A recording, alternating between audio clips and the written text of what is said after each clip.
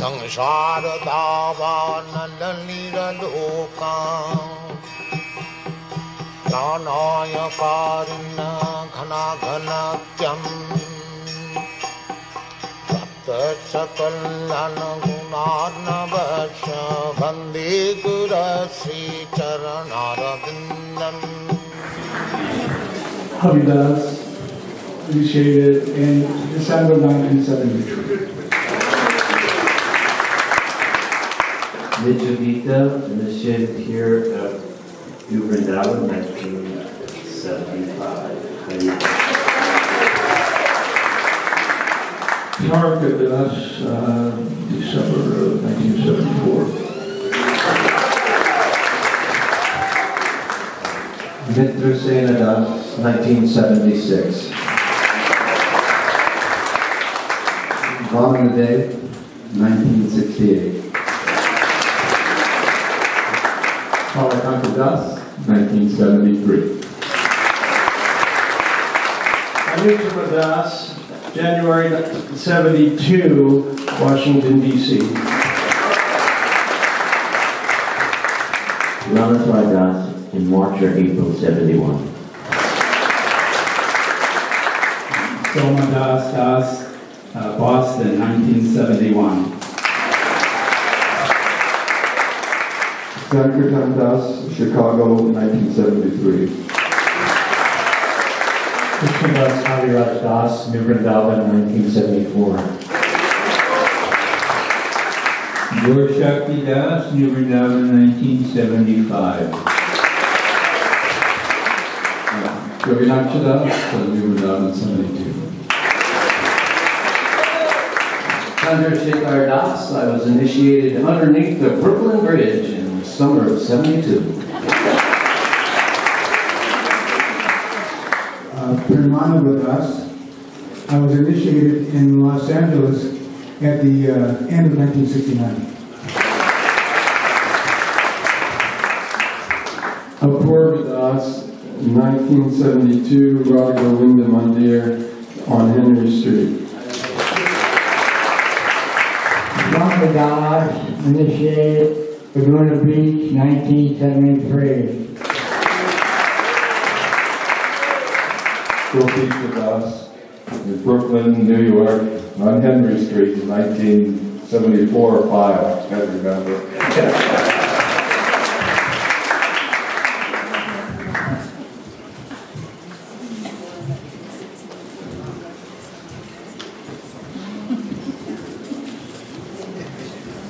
Malati Devi Dasi, San Francisco, January 67.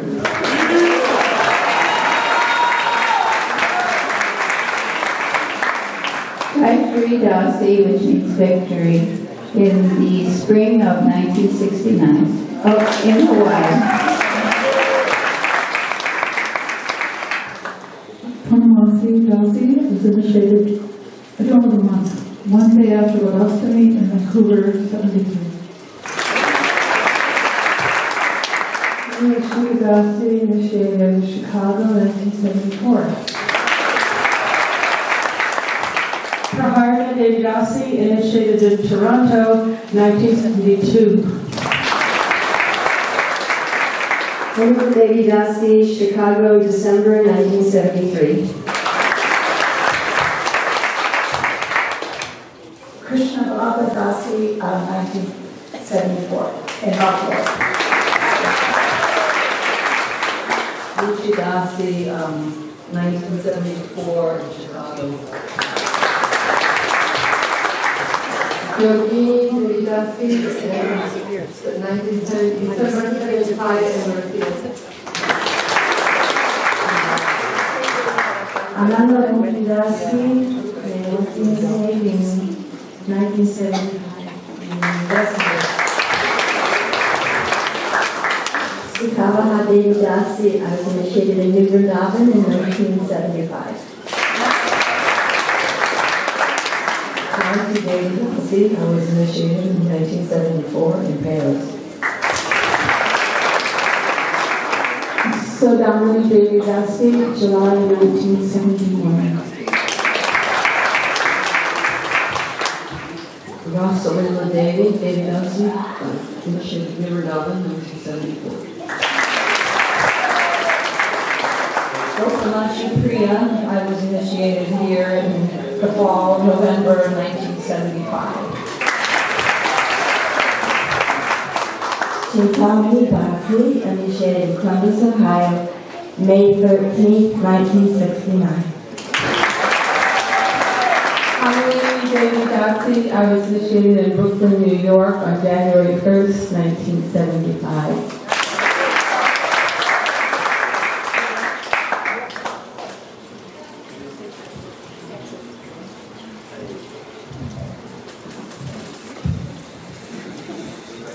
Well, thank you all very much for attending, being here. I wanted to start out, we want to hear a little bit from Sally. After all, this is pretty rare. Is this the first time you've been to Vrindavan? No, I've been here many times. Somehow we've missed you. I need the other mic. I need the other mic up here. Okay.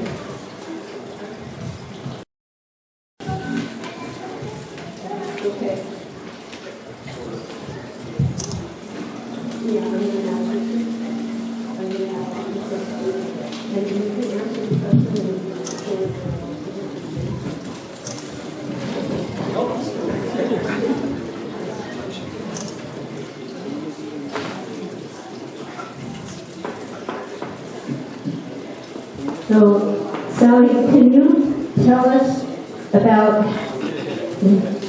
your first exposure to Prabhupada, when you first came to find out he was coming, and what you thought about that? Yes, my husband is Indian. He's from Agra.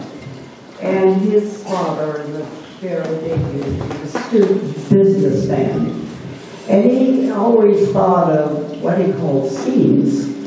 And he would send the idea to us, and we would do what we were supposed to do and send it off back, and knew nothing would ever become of it.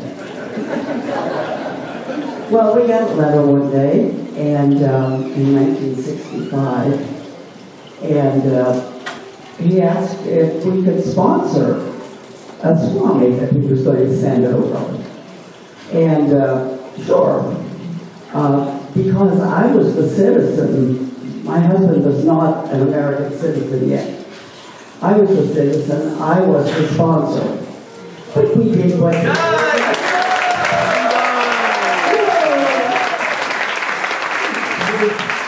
we did what he told us, and we sent it all back, knowing nothing would ever become of it. Look at this. Fantastic. Really fantastic.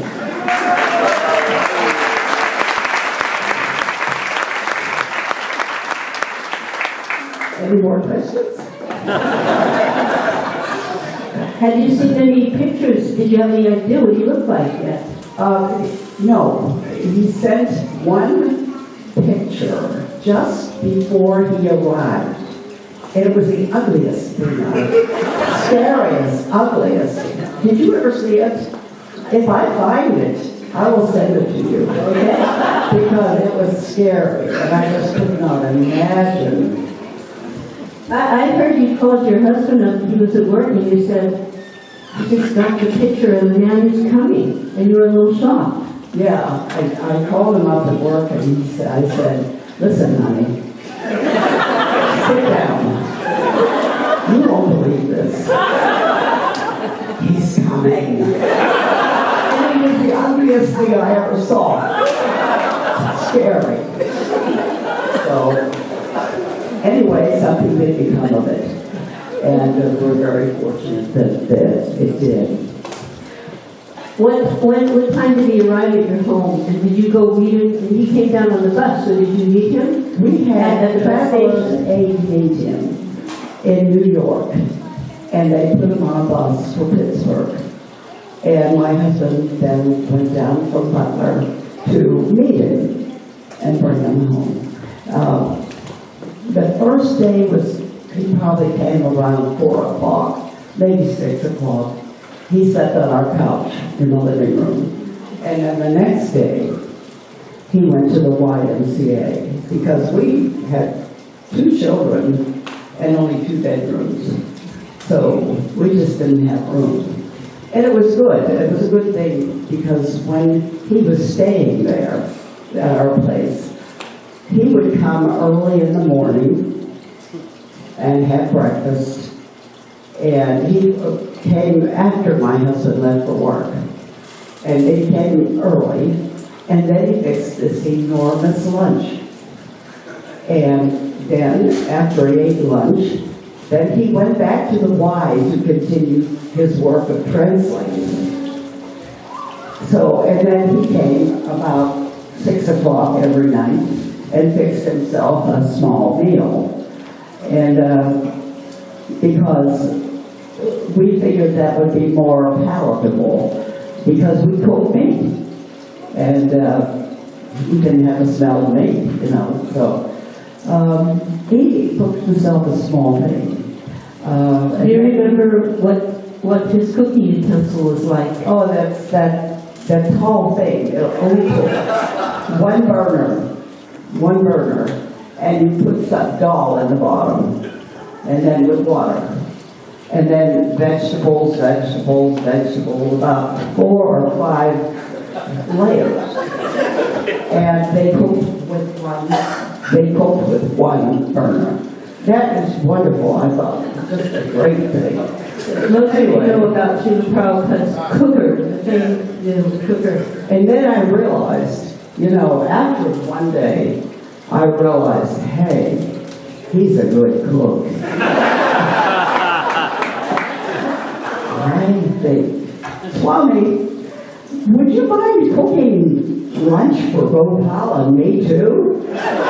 So every lunchtime was a big feast with Swami's cooking. It was fun. And he did other things. I had certain recipes that he gave me, that he made before me, and I wrote the recipe stuff. I had a great one for kheer. You know what kheer is? I had Swami's recipe for kheer. And am I answering the question or going too far? Can you tell us a little bit about what you remember that he brought with him? Did he have a lot of things? He brought a big black rain umbrella. He brought his slippers that he had on his feet. He brought 2 pieces of material that he wrapped around his body.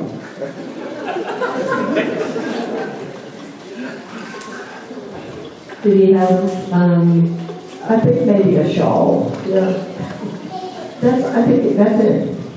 I mean, he came with absolutely nothing, but he came with a ton of books.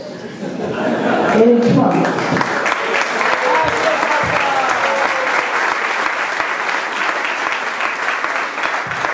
And his main purpose in coming was to sell those books. He had translated and printed three of them. And then he had, there were a total of 16. And then he had printed 3. He had translated 3 more. But he didn't have the money to, print them. And he needed the money to translate, to live. So his purpose was not that you would guess. It was not to start an organization like this, but to sell books so he could publish more.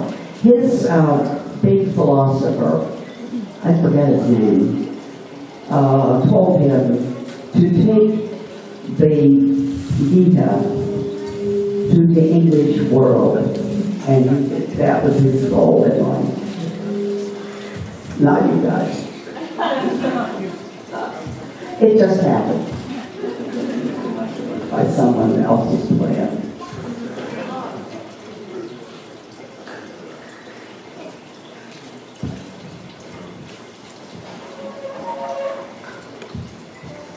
I understand that Srila Prabhupada was there when your son took his first steps. Oh, yes. Bridge. B-R-I-J. He was about 6 months old. 7 months, 8 months. Many of you have seen that picture, that little dark-haired boy was hanging on to Swami, and the Swami was laughing and laughing and laughing. He was delightful with the children, really. He was a delight just to watch. And he just warmed up when he played with the kids. It was nice. I remember a letter that Srila Prabhupada wrote to you on the occasion of your daughter's 3rd birthday. Oh, I don't remember that.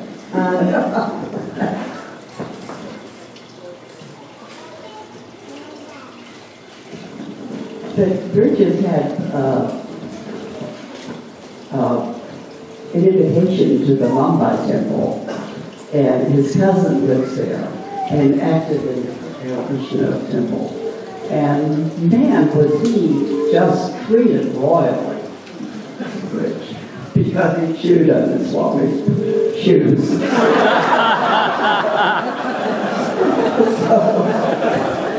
Srila Prabhupada said, my dear, this is in November 5th.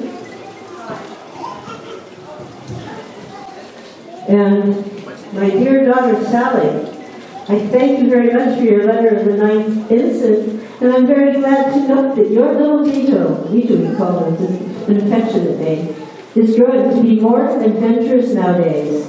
Generally, the son acquires the qualities of the mother, and the daughter acquires the quality of the father, and such children become happy in life.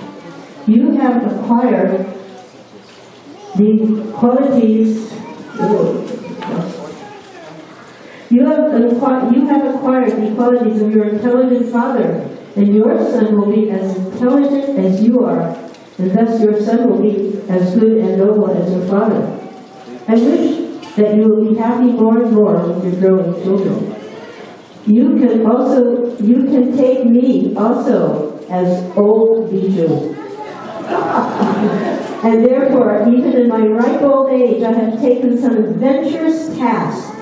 And as your little Viju requires your help always in his little adventures, so also your old Viju requires your help in his adventures in America. You know, I forgot about that. Yeah.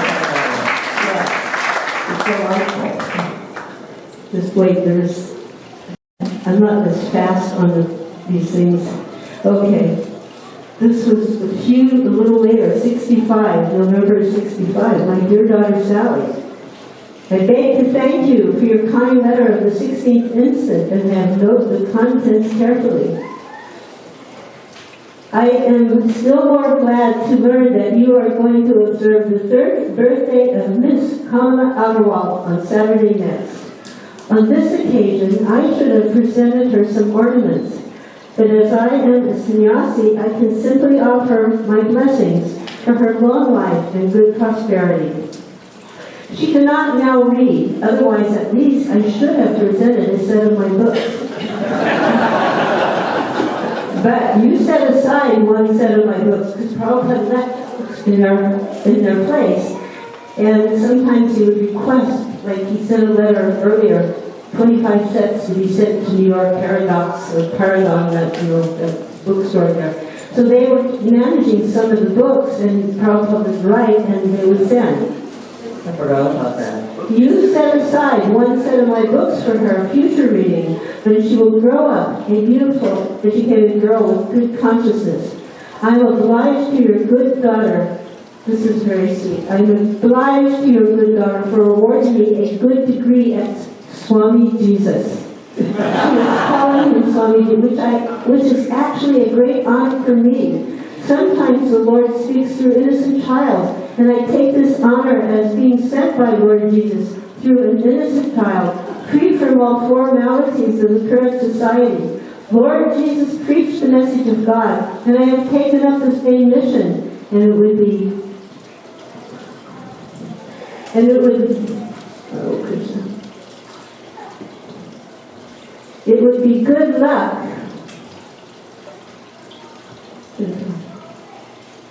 It would be good luck for me if I can follow the footsteps of Lord Krishna, who preached the message of God in spite of all persecution.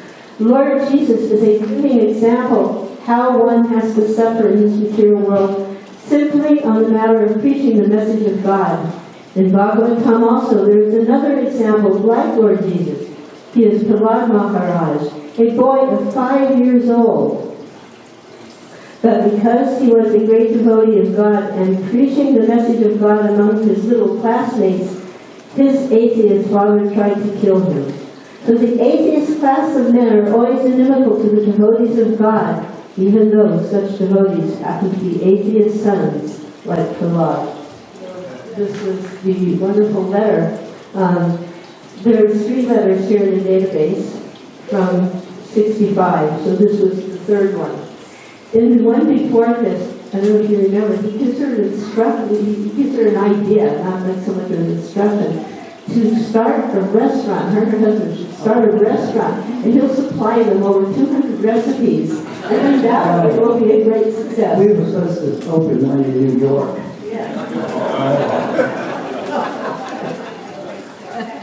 Oh, that would be tough. We were better off as a teacher and an engineer in a little town. How did you feel when Swamiji left Butler to go back to New York? It was frightening. I cried.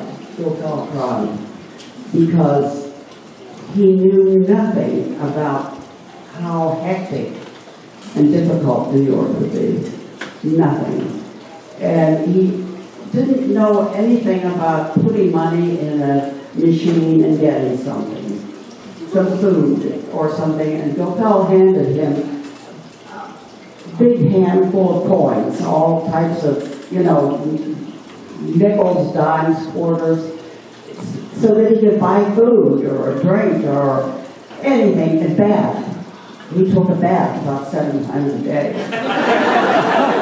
And he did not know how to take a bath in a bus station, so Gopal went to great effort to teach him, to show him how to do this. And I can remember this was all standing in the front door with his suitcase or whatever he had to take. And I was crying and he was crying and it was just, I hated to see him go. Old man. Oh, I guess he did okay.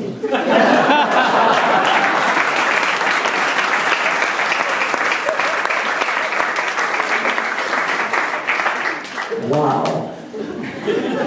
There's another letter I couldn't locate, but it's written while he was in the office building on 72nd Street.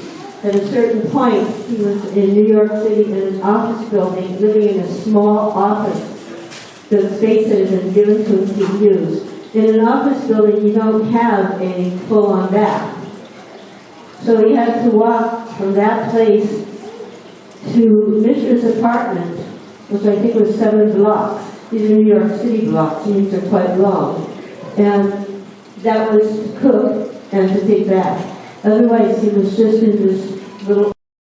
And he wrote this letter, and he was mentioning, first when the winter came, he saw the snow, and he was shocked because when he first saw that snow, he thought there'd been a whitewash. Like in India, they take this white mix and they just throw it on everything. And you can imagine he wasn't prepared physically with the proper clothing. No, he didn't have any clothes. Sheets.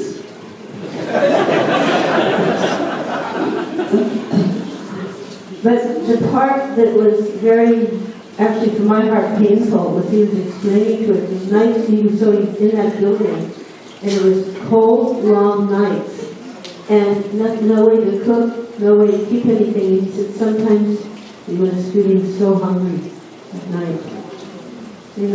We sometimes have no perspective on what we kind of say, oh, we flew over the boat with nothing, and it almost sounds romantic. But when you think about it, what he actually was going through, we have really little clues. And when you actually read something like that, where he's admitting that he was hungry at night, it's very painful to the heart. And at that same time, that would have been, I was like some stupid little hippie tripping around Haight-Ashbury or in New York, or not New York, or Oregon, probably full of ignorance. So we're very grateful to you, Sally, that you welcomed him, and we're also grateful that you sent him back to New York. All of us are a result of that. Thank you. But he made his own way. That is so impressive. He made his own way. How many people can do that? Wow.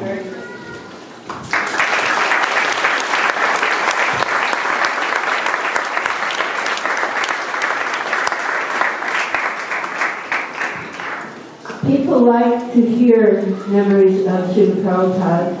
They like to hear reflections, lessons learned. It's 6 o'clock now, and I haven't even counted. I just know there's a lot of us here. So I'm going to defer to etiquette at this point in time. And I'm going to ask our sannyasis, because it is their duty, the sannyasi's duty, to preach to the other members of society and give us spiritual knowledge and enlightenment. So I'm going to ask there's actually 5 of you, because the other ones from the Shikara out of fighting, but for those of you who are here. But I'm not asking at this time for to use plain English, long-winded sermon. Just if you could speak some words of encouragement, some lessons you have learned, or some memory or reflection of Srila Prabhupada that helped you maintain your Krishna consciousness.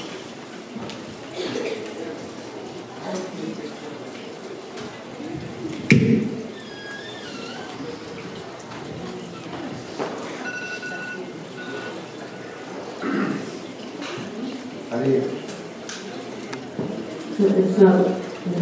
In other words, I'm saying please, short and sweet.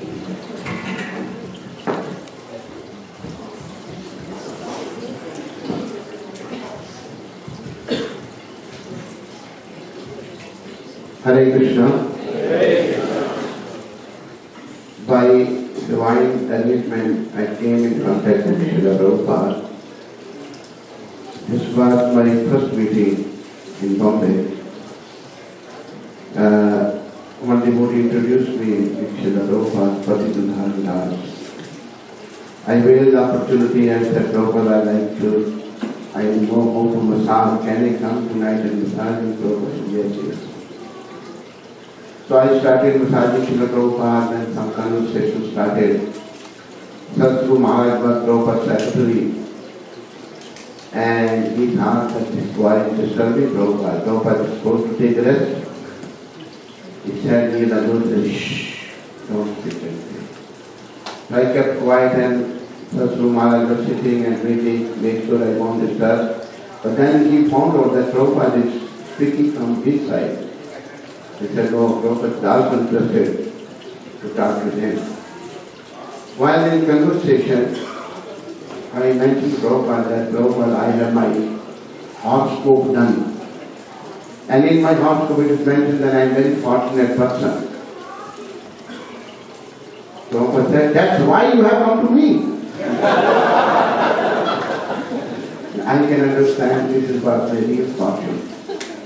Many people Prabhupada mentioned to me, and he was very happy. Practically first meeting, and he said, what's your name? I said, Prabhupada, my name is Yogendra Kumar Sharma. From today onward, you are now Yogendra Das. First meeting initiated, and this was a very, very wonderful and glorious time. Hare Krishna.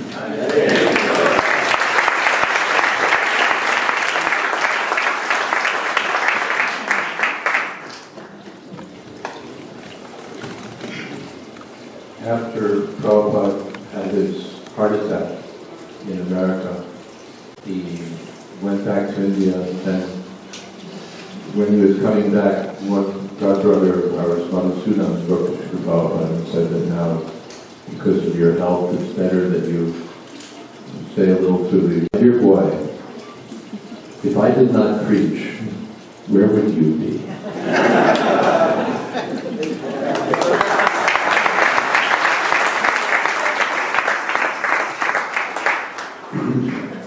I told this story last year. I was a brahmachari from Canada, and we used to travel in the States wherever Prabhupada went. So in Chicago of 76, I was on a morning walk with Prabhupada at Lake Michigan at a park. And there were a group of sannyasis there, Satsvarup, Vishnujan, Brahmananda, and I can't remember if there were others. But they carried the dangas with them.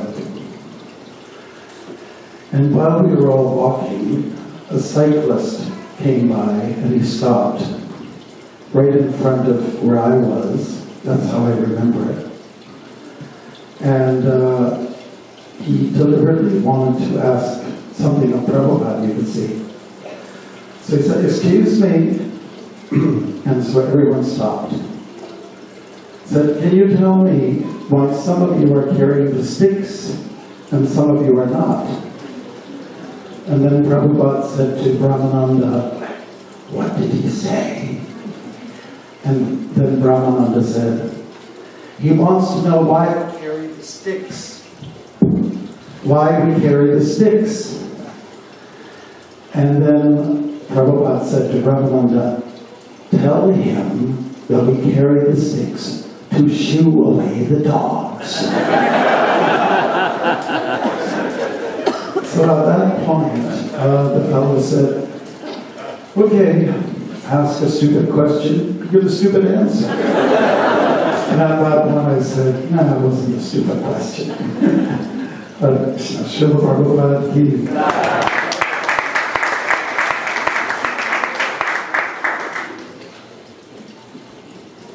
There's so many memories of Srila Prabhupada that we delight in sharing.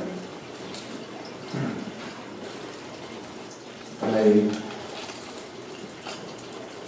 prioritize the ones that were never recorded, lest they never make it into the history of Srila Prabhupada's glory. Furthermore, here in New Vrindavan, you would experience an aspect of Srila Prabhupada that might not be so obvious elsewhere. And one story, an exchange that was never recorded because it was spontaneous, occurred at Bugulabad Farm.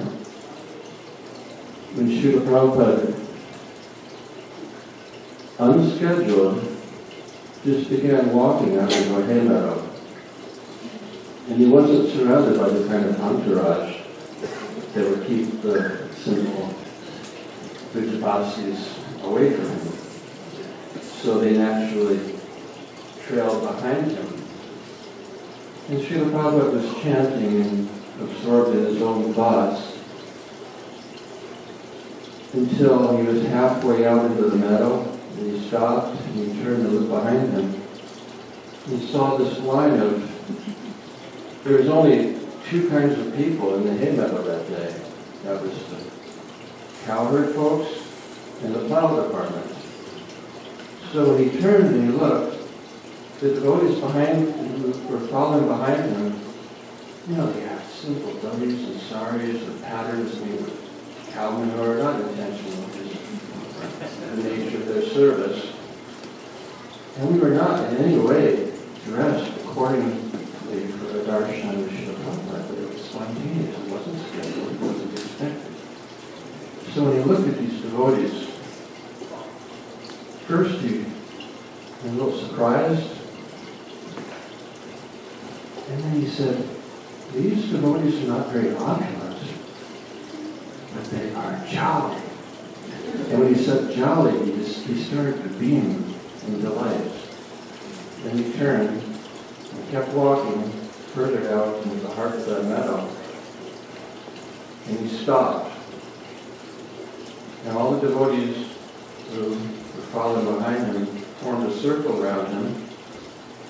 And we all know how Srila Prabhupada would not necessarily answer questions. He was more attuned to answering your heart. In this case, he intervened with our thoughts and answered before we could even pose our questions. Because even then, this was 74, we already had some concerns about the leadership in this community. Well, I wanted to express that to Srila Prabhupada because our concerns would never reach him through the filtering process otherwise. And we were just on the verge of expressing ourselves when he intervened and said, just cooperate amongst yourselves to build this new Vrindavan community. Cooperate with your leader and everything will be fine. And then he became grave. He said, you don't know how fortunate you are. You have the land, the cows, and Sri Shirada Vrindavan Chandra. And then he repeated for emphasis in a very grave, yet blissful mood, you do not know how fortunate you are. And from that simple, unscheduled exchange in the middle of the hay meadow here in New Vrindavan, our concerns about our leadership were put to rest because it was clear at this point that Srila Prabhupada was very much aware of our concerns, and he conveyed to us a confidence that he had everything under control. And if we would simply perform the austerity, cooperating with one another, that he would take care of everything. That's not recorded. There is no tape recorders in New Vrindavan at that time. So, simple as it is, let's just pass out of history. You're sharing.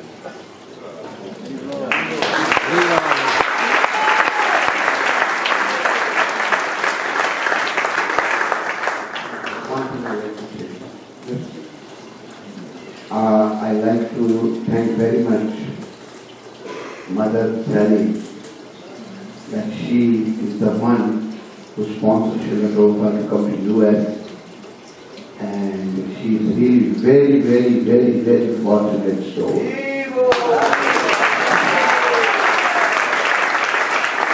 My 140 of thanks to you, Mother Sally. Hare Krishna.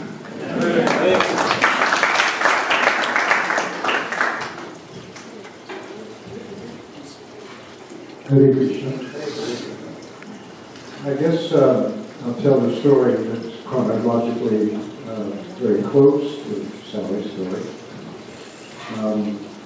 Sudhamani over there and I were students at the University of Pennsylvania, and at the beginning of our senior year, we got married. It was a quaint thing to do. The dean of women had us over for dinner, just to check it out. So we just a month or so after we were married, I was at the university library, the Van Pelt Library, and up on the second floor with a hard panel. I was in a big, huge plate glass window. Over the old center of campus, there's a statue of Benjamin Franklin, supposedly the founder of the university, in this very old building called College Hall. And while I was looking out over this, I see walking down the sidewalk in front of College Hall what looked to me like an Indian monk. Tell by his complexion he was Indian. He was wearing robes. And in those days you did not see very many Indian people yet in America.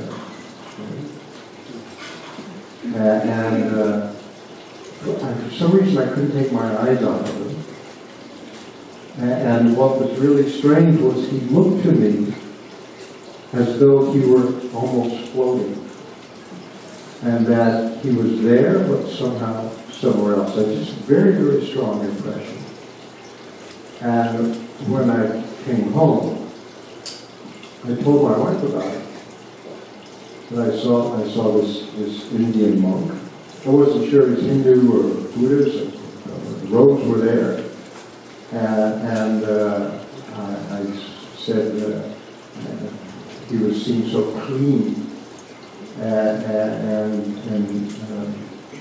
that I wanted to be like him. Is that right? I mean, You said he was clean and shiny.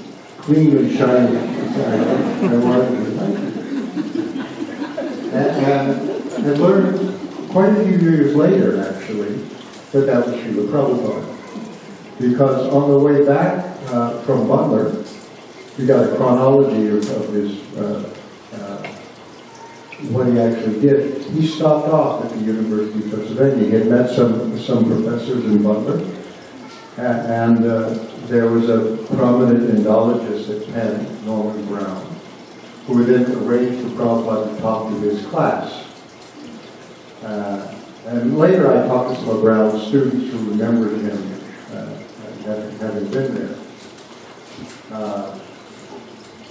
And so that's what he did. He had to go to New York, he had to change buses in Philadelphia anyway.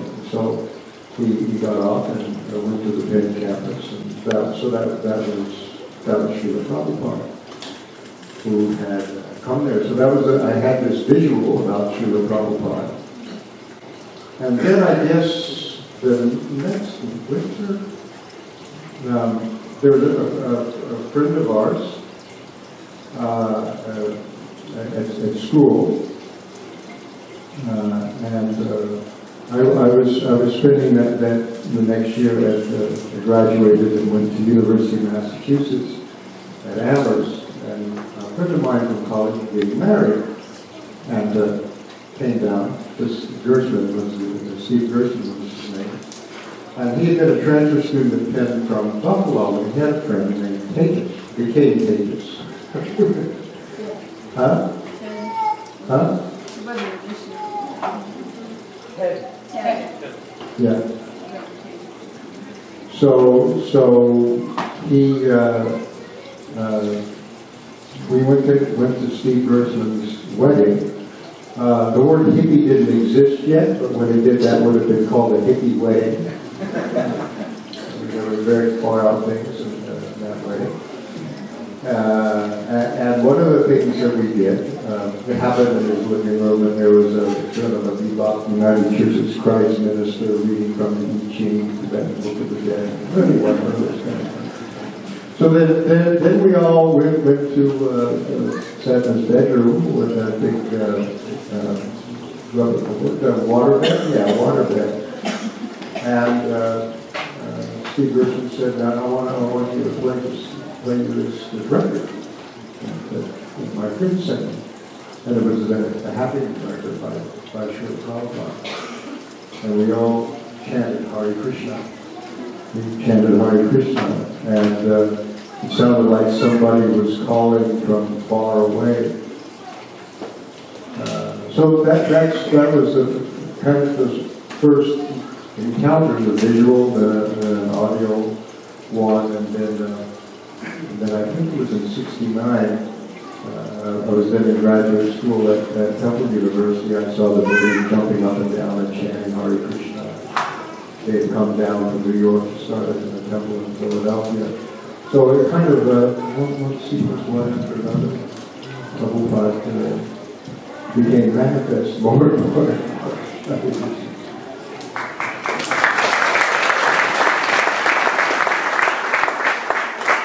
Take a pause and have to hear from a few of the ladies. And then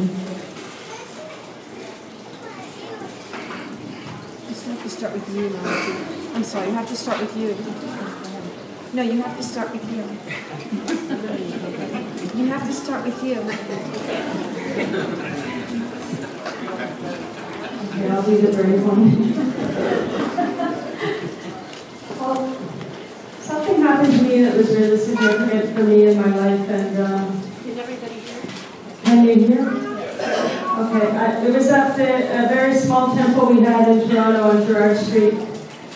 It was packed with devotees, and we used to sleep on the floor just side by side on a sleeping bag, and there was not even room to turn over. It was such a packed temple. So Srila Prabhupada had come to Toronto to urge us actually and help us to look for a new building.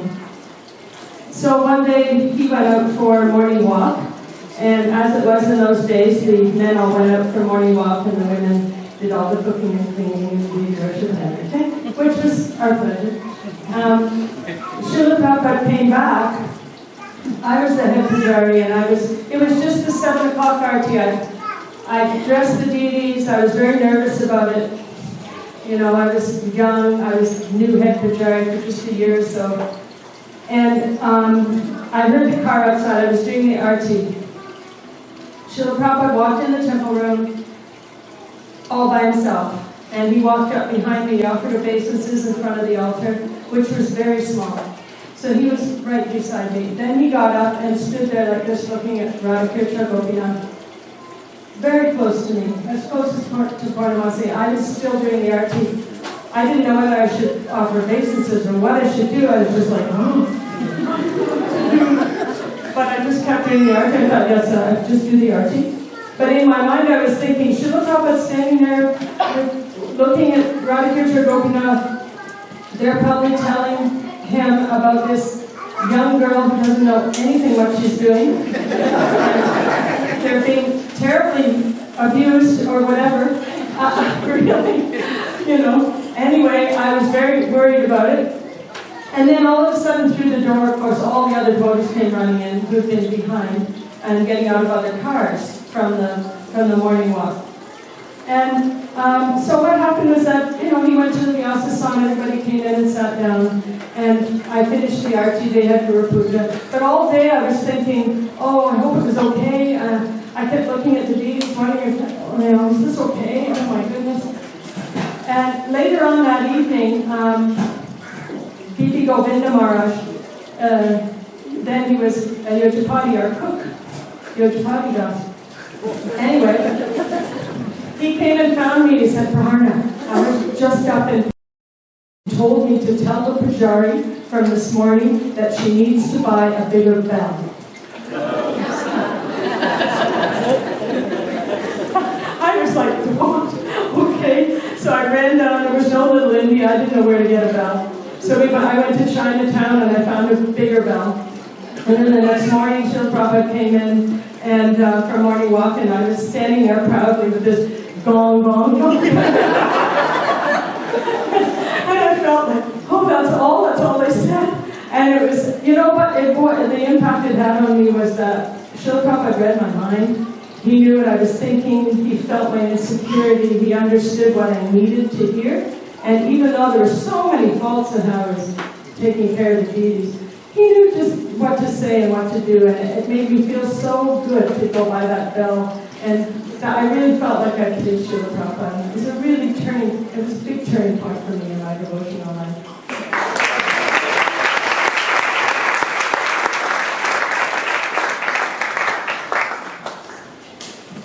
I'm just thinking when we met Prabhupada in 1975 in Philadelphia, and my father had brought Srila Prabhupada a huge fruit basket covered with cellophane. Huge, and Prabhupada looked at it and he said, oh, so many fruits. And my father asked Prabhupada, is it possible to be reborn in the same body? Actually, my father was thinking about like spiritual rebirth. And Prabhupada, he was so jolly, he said, yes. He said, just like you're old man, I am old man, and we have taken so many births, you know, and even in this life, from one body to another. And then as we were leaving, we offered obeisances, and Prabhupada said, good father, good daughter. That's something that's really sustained me, because I feel that Prabhupada is my real father, and having a good father, maybe I can become a good daughter.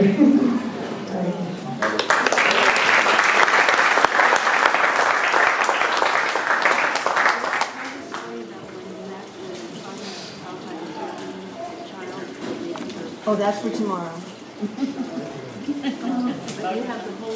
That's tomorrow. You want me to tell it now also? Or you tell it twice? Okay. No, you want me to tell it twice? Okay. So that was in 1976, and we were supposed to get a private darshan with Prabhupada, but we ended up, somehow got out to the devotees that Prabhupada was going to give darshan, so the whole room was full of devotees. This was in the 55th Street Temple. And I was sitting with my oldest son, Vikram's father, was sitting on my lap. He's about 1.5, something like that. And Prabhupada was talking about how we should love Krishna, and he gave me an example. He said, just like this mother is loving her child without any expectation of return, in the same way we should love Krishna. And my father said, will loving her child help her to love Krishna? Prabhupada said, no. And he said, but loving Krishna will help her to love her son.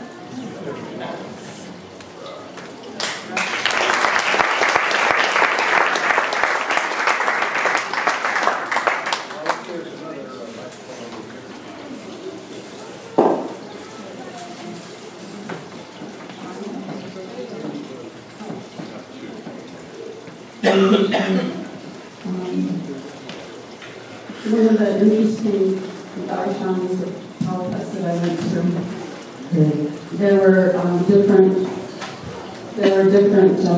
different reporters. And Prabhupada had come from Chicago, where I guess it was like, there was a lot of news, not just amongst devotees about women's liberation. So this one reporter, we knew her, and she had a lot of personal problems with his boyfriend and whatnot. So she says, what do you think of women's liberation? So first Prabhupada put his hand over his head, kind of like he didn't want to talk about it. Apparently there's been a lot of conversation in Chicago. And then he said, women's liberation means that the man and woman come together. The woman becomes pregnant, the man leaves, and then she can go and either kill the child in the womb or beg the government to take care of her. What do you think? First she didn't understand, someone had, his accent was hard for her. And I remember she got this kind of like dreamy look. She's like, well, at least it's her choice. I mean, like, he just two horrible choices. And, well, it's her choice. And Prabhupada, I think he turned to Jaya Tirtha and said, that is 32 ounces.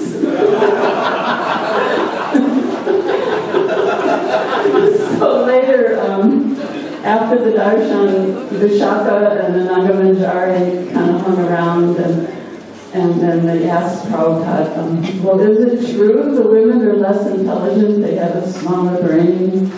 And Prabhupada kind of decided how we can get really big, and he said, when they become devotees, their brains grow.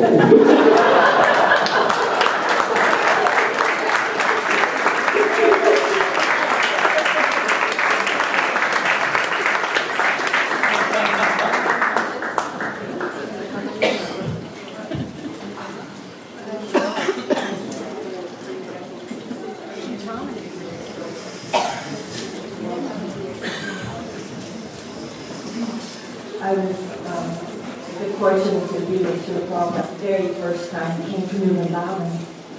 It was from Columbus, Ohio. Columbus, Ohio, we had this incredible venue with Allen Ginsberg where 2,000 students came. We had this incredible kirtan, and then Srila Prabhupada was coming to New Vrindavan, which at the time was an oak farm. There wasn't even a road going up to the oak farm. There was only a path. and there were only 2 carloads of devotees. I was in the second car, and Srila Prabhupada walked the entire way. I had just turned 19. We couldn't even keep up with Srila Prabhupada, and by the time we got up there, he was sitting outside, and the devotees were sitting around him, just a few devotees. And I remember I was really hungry because we had the drive and then the walk. And Sajabama came out with prasadam. And when she came out with seconds, because we were sitting not in a straight line but scattered, she skipped me accidentally. And I couldn't even talk in front of Srila Prabhupada. I was in so much awe. I just thought in my mind, well, I wish I could have more. And immediately he looked up at me and said, oh, you want more? And it scared me so much that I thought he knew everything I was thinking. I just shook my head, yes. And then for about the next 2 days, I was completely paranoid every time I saw Srila Prabhupada. I was brand new devotee, and I just was thinking, I better not think blank, like swear words were coming to my mind. This is embarrassing, but I was trying to control my mind. It was going the opposite way. And so whenever I saw Srila Prabhupada, I felt like I wanted to crawl into a hole. And then Srila Prabhupada came up to me. I was sitting outside. He had a big smile on his face, and he looked down at me. He just said, it is all right. I knew I could relax there on my mind, and he was forgiving me, and he seemed to think it was kind of funny, so that was something that happened.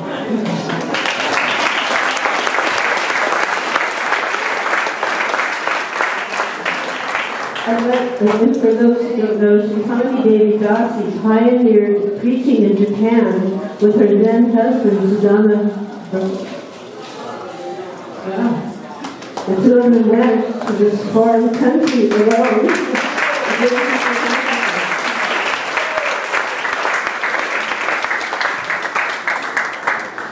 Okay, now we have to, the group, this was our group effort here, and we have to make a group decision. Okay. So we'll continue, go back and forth a little. This is our temple president from Trinidad. So you just think he's Dr. Dave, who just burns your heart with loving kirtans, which himself is the temple president of Trinidad.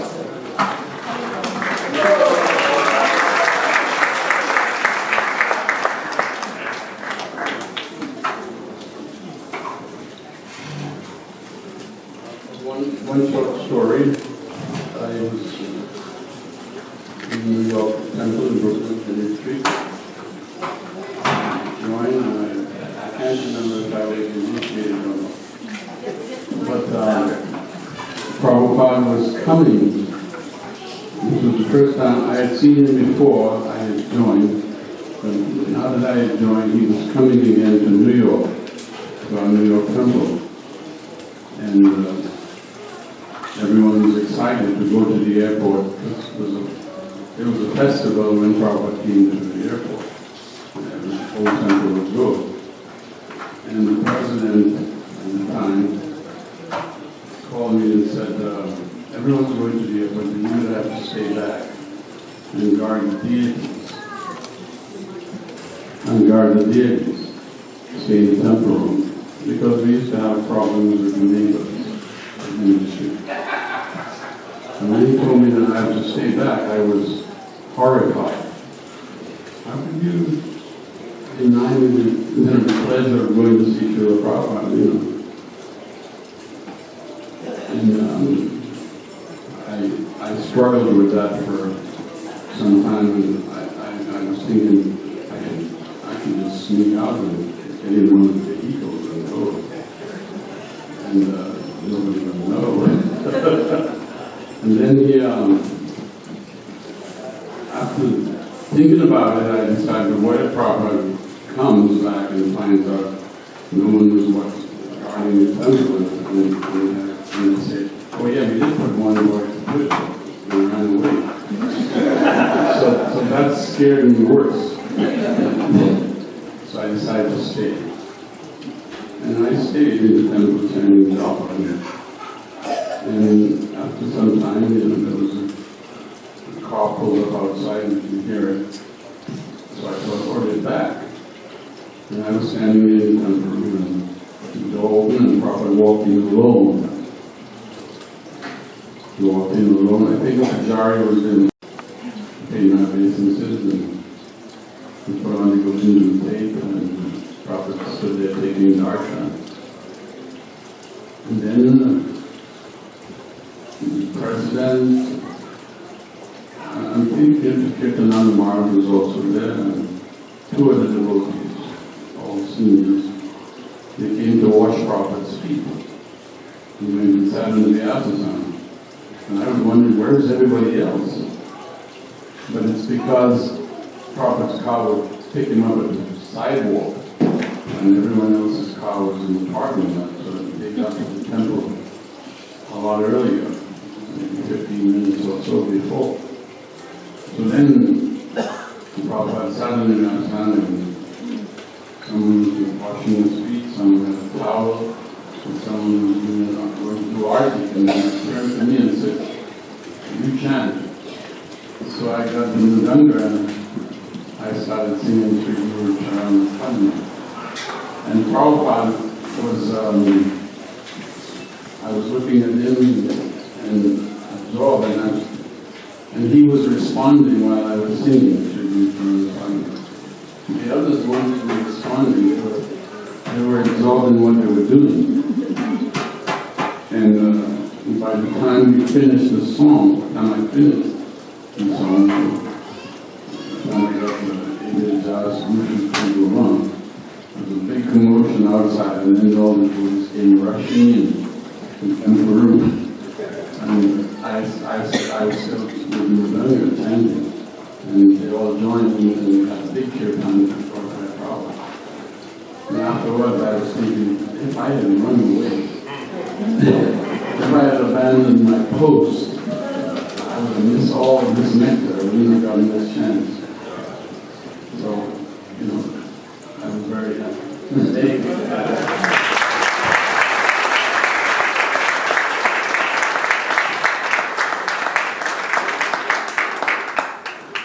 In 1974, I had the pleasure of being Srila Prabhupada's bodyguard in Los Angeles.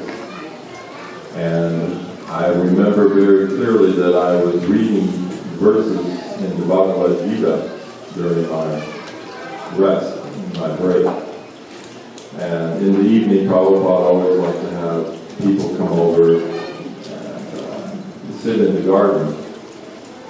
And very clearly, I remember that when we were in the garden, I heard Srila Prabhupada verbatim say exactly the same thing that he had said in the verses of the Bhagavad Gita and in the purport. And that made me realize, as Prabhupada has tried to tell us continuously, that his books and himself are not different, because you're not getting something different from one or the other. You're getting exactly the same.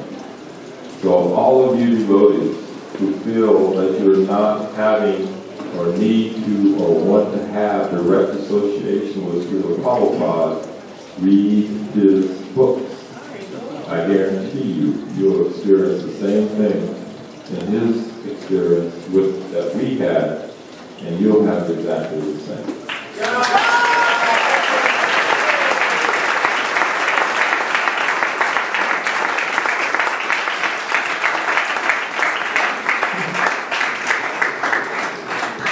I feel, just one sec, we'll pause. I feel obliged to just make a public service announcement, and then you can, take it how you will, but they are serving prasadam. And this won't stop the program, but if you feel like you're going to want to eat, they are serving prasadam. At 7 o'clock, there will be Gaur Arti. So just this little reference. And if anyone has, like Maharaj said to me, they have to drama rehearsal. So we're here on voluntary loving overtime, and if somebody does have to go it's all right. Hare Krishna. So, I don't know if this is true, but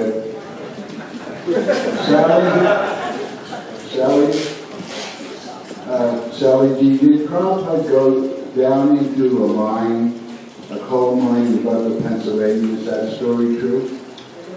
Okay, well, here's the story. It doesn't matter. It's a good story.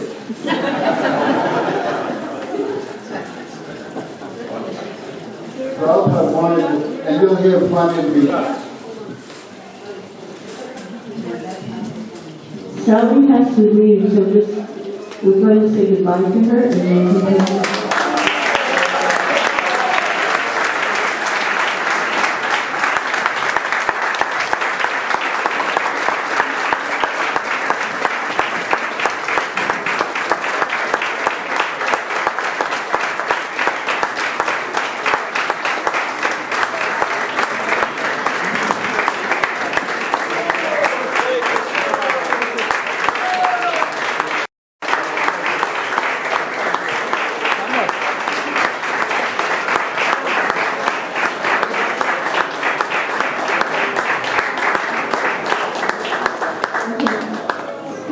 Sally Underall from Jayadasi. Okay, so we're going to continue through Das, and then I just got to know that somebody wants to do a group photo. Personally, with all due respect, I think it will be a group confusion and chaos. So we can take a vote. If you want to do it, raise your hand, and otherwise the person can just take, a group. So if you'd like to have a chaotic group photo, raise your hand. A chaotic group photo, raise your hand. Anybody over here for this one? Okay. The rest of us didn't raise our hands because we didn't do that anymore. So, I think together here, that's the point. And just one more thing before... She always interrupts me. But you'll get more time this way. Vrindavan, who's actually the boss of this program, insisted I make this announcement with Sriman Radha Sala. The Viham Yagya schedule is going to begin at 7, and I'm not going to read the whole schedule. I think you should just be here. It's a wonderful schedule. Ekalavya, Gopal Hari, Avi, Kanamrita, and Abhidev, and all of you. Hare Krishna. So I'm not going to be very long because I have a representation tomorrow with us. But the story in Butler is Prabhupada Swamiji went down into the mine because he wanted to find out how the Catholic preachers preached. And so the Catholic priest was down in the mine, and he said, if you don't worship Jesus, then you go to hell. So the miner said, what is this hell for ignorant? Well, hell is down in the ground and it's very cramped and hot. They said, that's no big thing, that's our working condition. The preacher said, there's no newspapers in hell. Oh, we don't want to go to hell. So Prabhupada realized that Krishna is all attractive, so if you want to attract everybody, you do what attracts them. He saw it into our hearts. I'll say more tomorrow, but one story exemplifies, it was the India-Pakistan war. We were in a dorm shop. Everybody was covering the windows because at night, the bombers were coming. We were afraid if they tried to bomb Delhi, they'd hit Vrindavan instead. They were so incompetent. They never made it to Delhi. Prabhupada wouldn't cover the windows. The committee of 4 came. Well, Swamiji, why aren't you covering the windows? Because they'll see the bombs. You cannot control your stomach ache, your toothache. We're not to control it. But Swami, and I was standing up to make sure everybody had water and everything. So I was standing up. But what if the bomb should come? Then I would see the bomb as Krishna.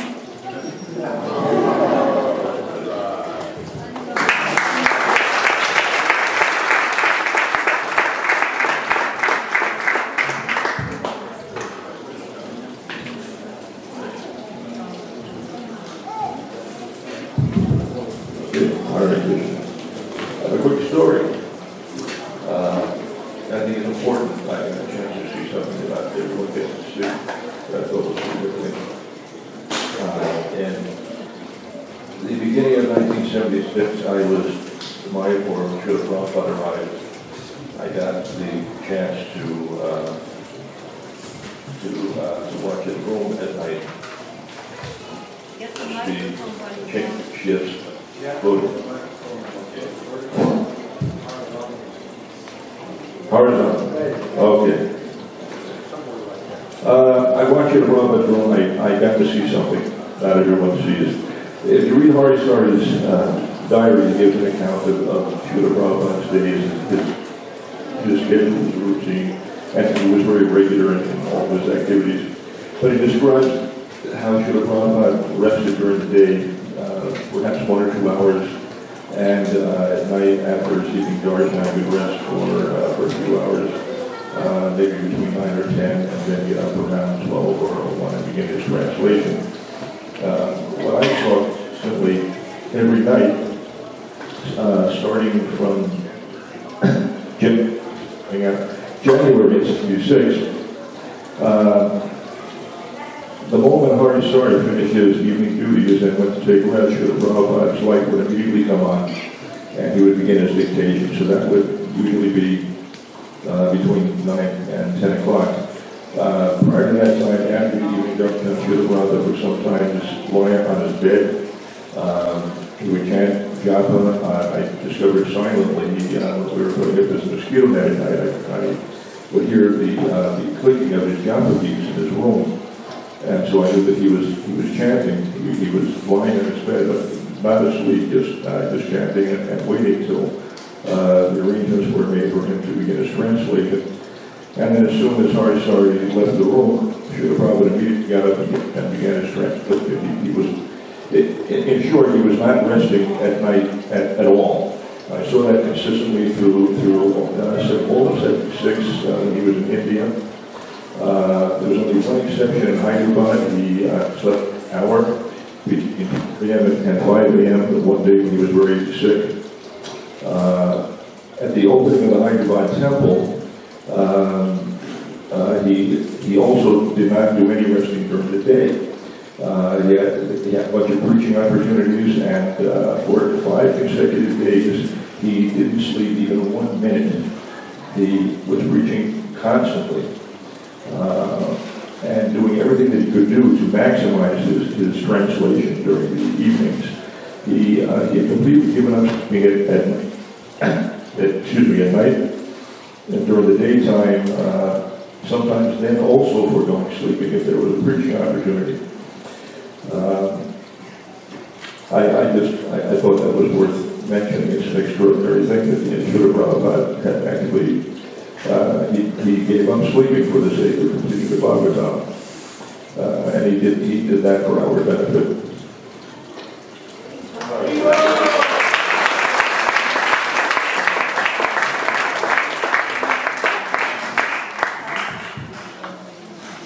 I'll tell a brief story from the perspective of a very remote devotee. Srila Prabhupada kindly initiated me on my 19th birthday in 1973. And a year later, my mentor, Satsaru Maharaj, introduced me to Srila Prabhupada. And many of us in those days had this experience when Srila Prabhupada looked at you, it seemed like he was looking right through you. So that's exactly what I felt when he looked at me. And I wanted to just shrink and crawl into a hole. Or I felt he was seeing all the dirt in my soul. But later, Shruti Kirtan wrote that when Srila Prabhupada was looking at people, he was thinking, how can I engage this person in Krishna service? So that gave me a whole new perspective on the experience.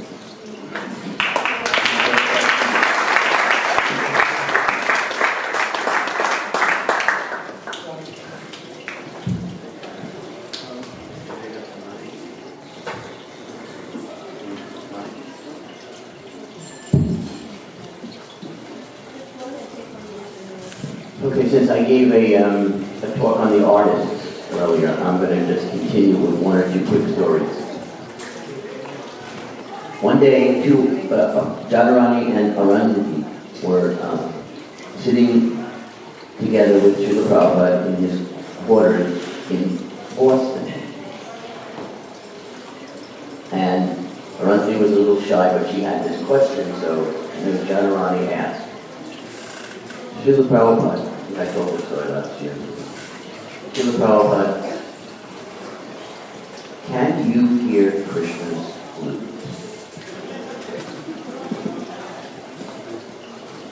This kind of question most devotees would ask their guru. But you could ask that kind of a question to Srila Prabhupada. And Srila Prabhupada closed his eyes, leaned his head back, as if he was hearing at that moment what they were asking him about.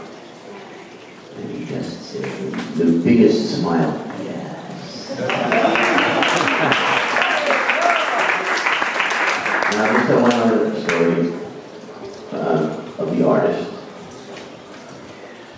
When Jadharani was trying to figure out how to paint Krishna for the Krishna book, there's so many thoughts in her mind about how she didn't know what Krishna would look like, and even if she did, she wouldn't have the ability to paint him, and so on. So she was sitting in Srila Prabhupada's room expressing these inadequacies. And then she said, Srila Prabhupada, sometimes just to get a simple idea of how to paint a dhoti, I look at the brahmachari's dhotis.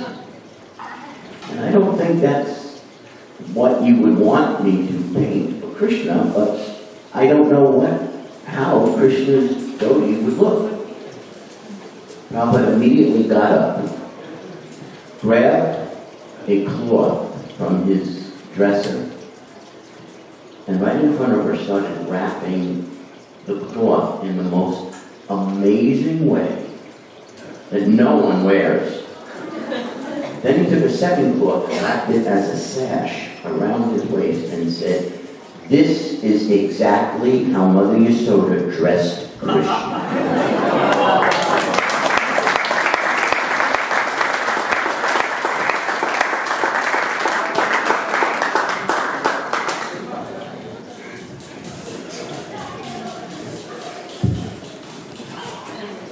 I think that comment about the little growing when she becomes a devotee didn't happen to me, but I know that Srila Prabhupada was taking care of Naisika Krishna because Govindadasi asked me to make a coat for Srila Prabhupada because he wasn't supposed to wear a black coat, which is what he wore for many years in those pictures.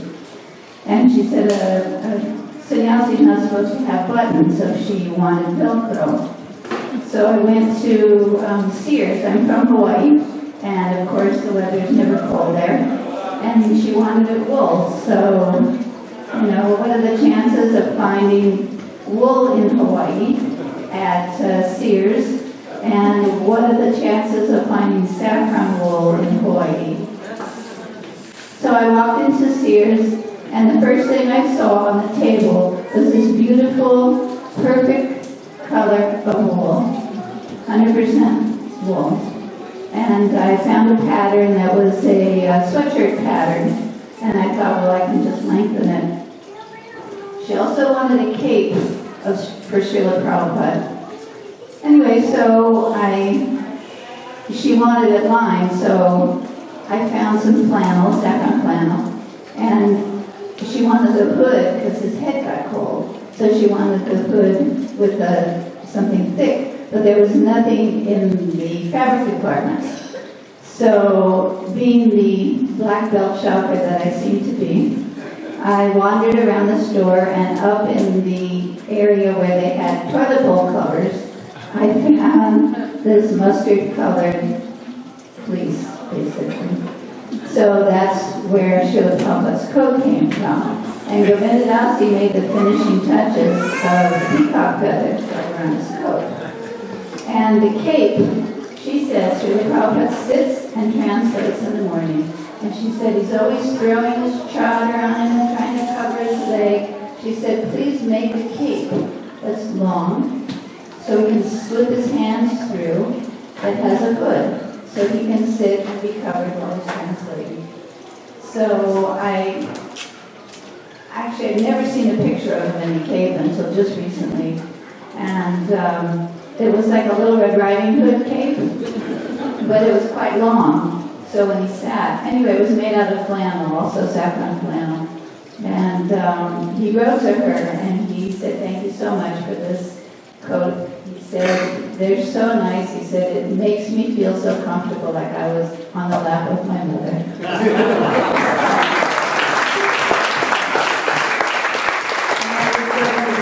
Relationship with him. She was also his daughter. He would write to her regularly. Actually, there's a letter that was addressed. He said, "My dear little mothers," and it was Janaki, Jamuna, and myself. In the letter, he was explaining how his mother had left at a young age, but now, And he says, and there is also one other mother, Govinda Das, in Hawaii.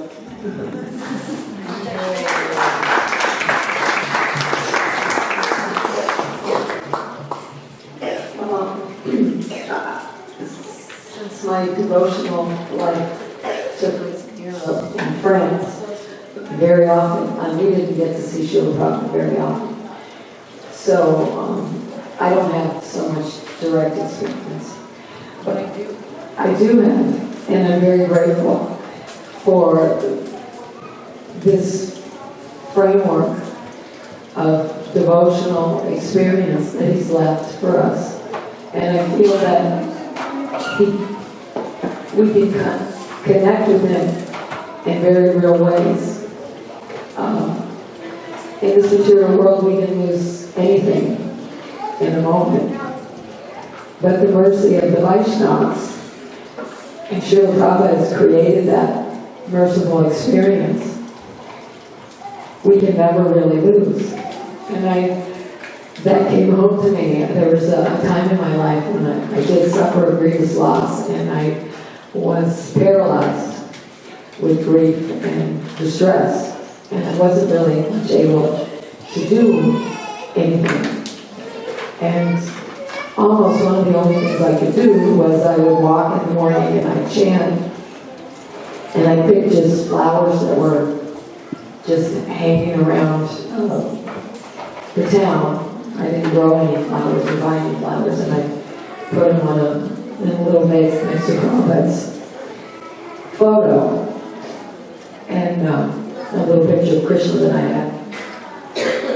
But I was kind of lamenting that I was so helpless and there was not much I could do. And one of the only other things I could tolerate was the memory tapes that someone had been kind enough to send to us. And while at the same time I was lamenting that I wasn't functioning on any level, we happened to see the memory tape of Shankar Prabhu. And I don't know if you all remember that. It was very personal for me. He had been the gardener in Mayapur, and he had planted flowers. And he asked Srila Prabhupada the question, what happens when you offer a flower to Krishna? And Prabhupada said, they plant from where that flower comes. That's human birth. Or goes back to God. I don't really exactly remember. Somebody can watch the tape, and Shankar can probably tell you. But what it did was touch me on such a deep level that even when we're in our most helpless condition, Prabhupada has given us the opportunity to serve people in ways that are almost unimaginable. And we can feel connected to Him at every single moment. If we open our hearts to the mercy of the Vaishnavas, it is always available to